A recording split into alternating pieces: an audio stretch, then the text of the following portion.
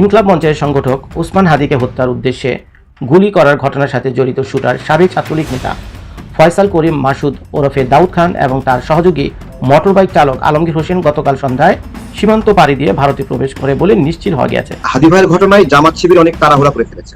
ঘটনা ঘটার সঙ্গে সঙ্গেই তারা মির্জা আব্বাসকে ট্যাগিং করে একটা ব্লেম গেম খেললো খুব ভালোভাবে। এই ব্লেম গেমটা হাদি এই ঘটনায় আসামিদেরকে পালিয়ে যেতে সহযোগিতা করেছে। 6 ঘন্টার মতো সময় নিয়ে দেওয়া হয়েছে আসামিদেরকে পালিয়ে দেওয়ার জন্য। এই সময়টা সৃষ্টি করেছে জামাত শিবির। আওয়ামী লীগকে যেভাবে ডিক্লার দিয়ে নির্বাচনের বাহিরে রাখা হচ্ছে, আওয়ামী লীগ কি ছেড়ে দিবে? অন্তর্বর্তী সরকার যখন ঘর সামলাতে হিমশিম খাচ্ছে, ঠিক তখনই আন্তর্জাতিক মহল থেকেও সরকারের জন্য আসছে দুঃসংবাদ। এমন পরিস্থিতিতে পুতুল ইস্যুতে বাংলাদেশের অন্তর্বর্তী সরকারের জন্য দুঃসংবাদটি শিগগিরই আসতে যাচ্ছে। আসসালামু আলাইকুম প্রিয় দর্শক, নতুন একটি নিউজে আপনাদেরকে স্বাগতম। দর্শক, বাংলাদেশের যে বর্তমান রাজনৈতিক প্রেক্ষাপট এবং যেই পরিস্থিতি সৃষ্টি হয়েছে তারই আলোকে আপনাদের সামনে বেশ কয়েকটি গুরুত্বপূর্ণ ভিডিও নিয়ে হাজির হয়েছি, যার কিছু অংশ বিশেষ ভিডিওর শুরুতেই দেখেছেন।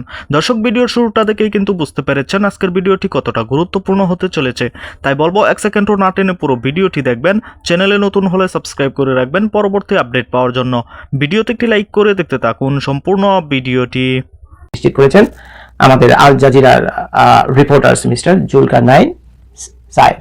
উনি এটা নিশ্চিত করেছেন যে আসামি ফয়সাল এই মুহূর্তে আর বাংলাদেশে নেই, সে চলে গেছে ভারতে। নিউজটা আমি পড়ে শুনে তারপরে আমি আপনাদের সাথে আসছি।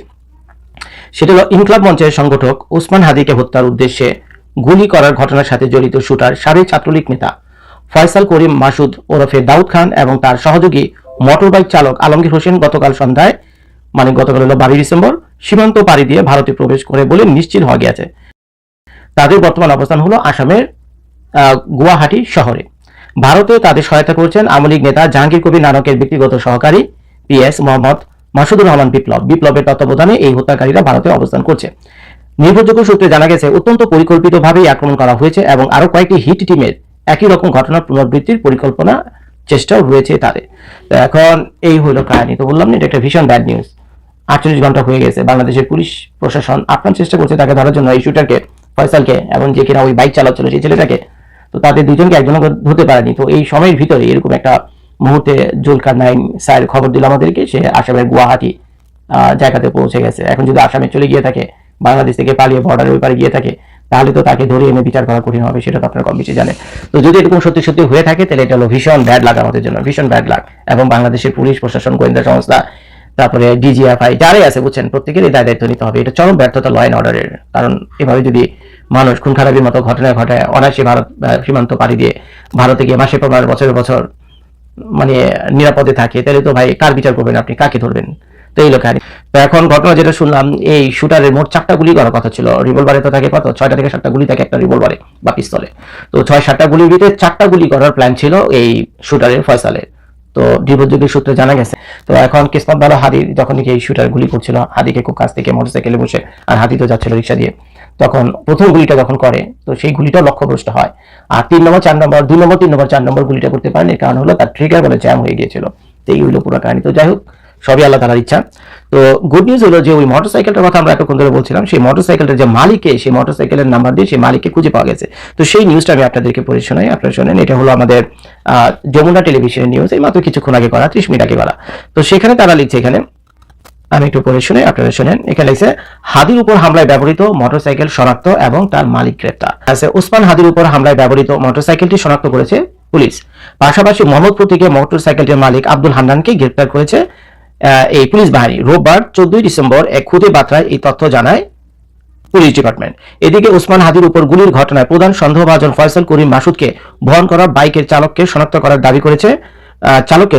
দাবি করেছে ডিজিটাল অনুসন্ধানমূলক সংবাদ মাধ্যম দ্য ডিসেন্ট। আচ্ছা, সংবাদ মাধ্যমটি জানায় ওসমান হাদির উপর গুলি বর্ষণকারী ফয়সাল করিম মাসুদকে বহন করা বাইকের চালকের নাম ছিল আলমগীর হোসেন।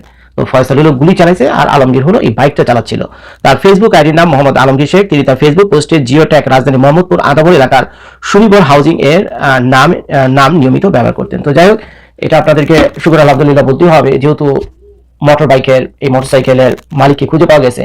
এখন মালিককে ধরে যদি 2-4টা বাড়ি দেন জায়গা মতো, তো আশা করি সে বাকিটা বলে দেবে যে কে কখন কিভাবে তার মোটরসাইকেলটা নিয়ে গিয়ে সেই হত্যা চেষ্টাটা চালাইছে। এখন যদি মোটরসাইকেলের মালিক নিজে এটাতে ইনভলভ হয়ে থাকে, সেটাও পুলিশ বের করাটা এখন সহজ হবে, যেহেতু বাইক পাওয়া গেছে। যেহেতু বাইক পাওয়া গেছে এবং এই বাইকটাই সেই ঘটনার কাজে ব্যবহার হয়েছে, বুঝছেন? এই হত্যা চেষ্টার কাজে এই বাইকটি ব্যবহার করা হয়েছে। তো এই বাইকটি একটা রাজশাহী। তো এখন বাইকের যে মালিক, এখন বাইকের মালিকের না বইলা তো আর অন্য কেউ তার দোস্ত বন্ধু বান্ধব তার বাইক নিয়ে যায়নি।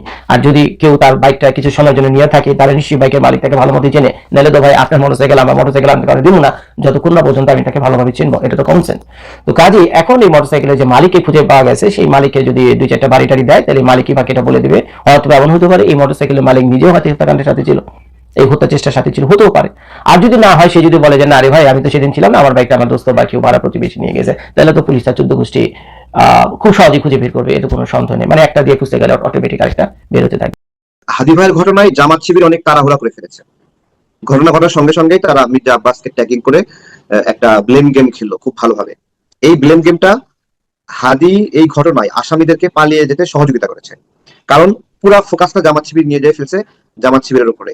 যার ফলে এই আসামিটাকে তাকে নিয়ে অনুসন্ধান করার পরিবর্তে মির্জা আব্বাস ভাইয়ের বিরুদ্ধে স্লোগান দেওয়া শুরু হয়ে গেছে।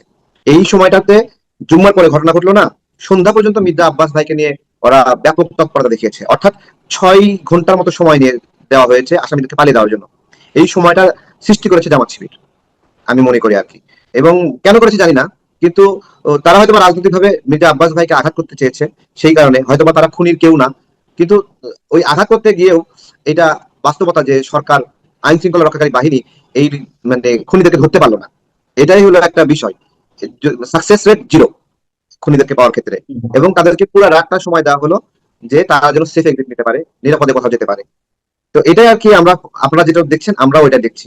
এবং এখন যেটা হয়েছে যে এই ঘটনাকে কেন্দ্র করে রাজনৈতিক ভাবে আরো কিছু মানুষকে স্যাবোটেজ করার চেষ্টা করছে, পুরনো বক্তব্য, তারপরে পুরনো ঘটনা, এগুলোকে এনে পেঁচানোর চেষ্টা করছে। মূল যে খুনি সেই সিসিটিভি ফুটেজ পর্যবেক্ষণ করা, সিসিটিভি ফুটেজে 2-3টা ফুটেজ আসছে। ঢাকা শহরে কি মাত্র 2-3টা সিসি ক্যামেরা? অসংখ্য সিসি ক্যামেরা আছে। ওই বাইক কোথাও না কোথাও গিয়ে থেমেছে, সেখানে গিয়ে কাপড় পরিবর্তন করেছে, তারপরে আবার অন্য একটা বাহনে গেছে বা কাপড় পরিবর্তন করে গেছে। এই কোনো কিছুতে সার্ভিলেন্সের বাইরে না।